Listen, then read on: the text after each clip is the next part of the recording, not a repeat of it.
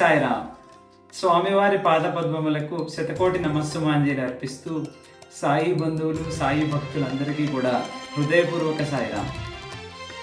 ఈరోజు స్వామివారు నా లైఫ్లో చేసినటువంటి ఒక అద్భుతమైన లీల ఈరోజు డిస్కస్ చేయబోతున్నాము. రీసెంట్గా ఈ 2025లో నాకు ఒక మంచి స్వామి దర్శనంతో పుట్టపర్తికి వెళ్ళి స్వామి దర్శనం చేసుకొని బెంగళూరులో కొత్త సంస్థలో చేరే అవకాశం స్వామి ప్రసాదించారు. అయితే దాని వెనుక ఎన్నో లీలలు జరిగాయి. వాటిలో కొన్ని ఈరోజు నేను చెప్తాను. నేను గత సంవత్సరం అంటే 2024లో పాత వ్యవస్థలో ఉన్నప్పుడు కంపెనీ సేమ్, కాకపోతే మా టీం వేరే టీం ఉండేది.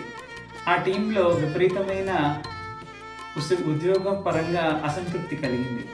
అంటే నిరుత్సాహమైన కార్యాలయ వ్యవస్థ ఉండేది, విపరీతమైన ఒత్తిడి ఉండేది. అయితే ఉద్యోగం మారాలి అనే ఒక బలమైన కోరిక కలిగింది. ఒక్కొక్కసారి శనివారం ఆదివారం కూడా నేను ఆఫీస్కి వెళ్ళాల్సిన అవసరం ఉండేది. అంటే అంత వర్క్లోడ్ ఉండేదన్నమాట. అయితే సమయం స్వామికి ఇవ్వాలా లేదా ఆఫీస్ వర్క్కి ఇవ్వాలా లేదా వ్యవస్థ మారే లేదా ఉద్యోగం మారే ప్రయత్నాలకు ఇవ్వాలా అనే ఒక తీవ్రమైన సందిగ్ధావస్థలో నేను ఉండేవాడిని.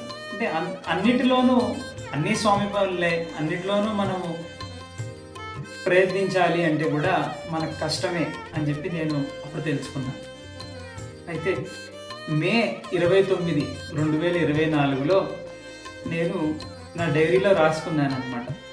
21/6 అంటే 216 days ఫర్ రిడెంప్షన్ అని. అంటే 216 రోజుల్లో నాకు విముక్తి రావాలి అని చెప్పి డైరీలో రాసుకున్నాను అనమాట. అంటే అదే రోజున నేను నా ఉద్యోగం మారాలి, ఈ వ్యవస్థ నేను మారాలి అని ఉద్యోగ ప్రయత్నాలు నేను మొదలుపెట్టాను. అయితే నేను స్వామివారి విద్యా సంస్థలో ఎంటెక్ చదివాను. నా భార్య స్వామివారి అనంతపూర్ కళాశాలలో బిఎస్సి చేసింది. అలాగే నా తండ్రి సత్యనారాయణ గారు కూడా, ఆయన కూడా సత్యసాయి ఇన్స్టిట్యూట్ ఆఫ్ హైయర్ లెర్నింగ్లో బిఎస్సి చదివారు. అందుకని మేము ఈ సత్యసాయి ఇన్స్టిట్యూట్ అలుమ్నై యాక్టివిటీస్లో కూడా మేము పార్టిసిపేట్ చేస్తూ ఉన్నాం అనమాట. అయితే అక్టోబర్ 20న నా భార్య పుట్టపర్తిలో అనంతపూర్ పూర్వ విద్యార్థినులందరూ కూడా ప్రతి year avatar declaration day October 20న స్వామివారి సమక్షంలో నాదస్వరం కార్యక్రమం చేస్తారు. అయితే నా భార్య అందులో ఈ సన్నాయి వాయిస్తూ స్వామికి తన సాయశక్తుల స్వామివారికి అర్పించింది. అయితే ఆ టైంలో నేను ఆ పుట్టపర్తిలో ఉండి పాపను చూసుకుంటూ లేదా ఈ రెస్పాన్సిబిలిటీస్ అన్ని చూసుకుంటూ అది అయిన వెంటనే హాస్టల్లో చేరాను. ఎందుకంటే భార్య పాప అందరూ ఉన్నా కూడా నేను ఇంటర్వ్యూ ప్రిపరేషన్ సరిగ్గా అవ్వట్లేదు అని నేను హాస్టల్లో చేరాల్సినంత పరిస్థితి వచ్చిందన్నమాట. అయితే ఇక వెంటనే అక్టోబర్ 22న మేము పుట్టపర్తి నుంచి హైదరాబాద్ వచ్చాము. నేను వెంటనే అదే రోజున ఫీజు కట్టి హాస్టల్లో చేరిపోయాను.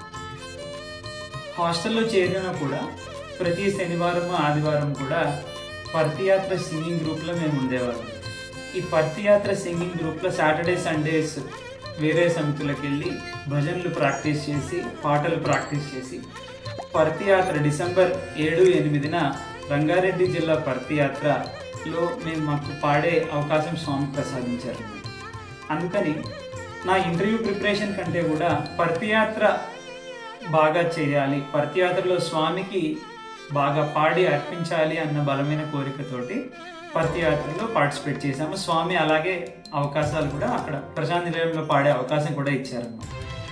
అయితే నేను ఇంకా డిసెంబర్ 20 వరకు కూడా నా ప్రిపరేషన్ సరిగ్గా అవ్వలేదు.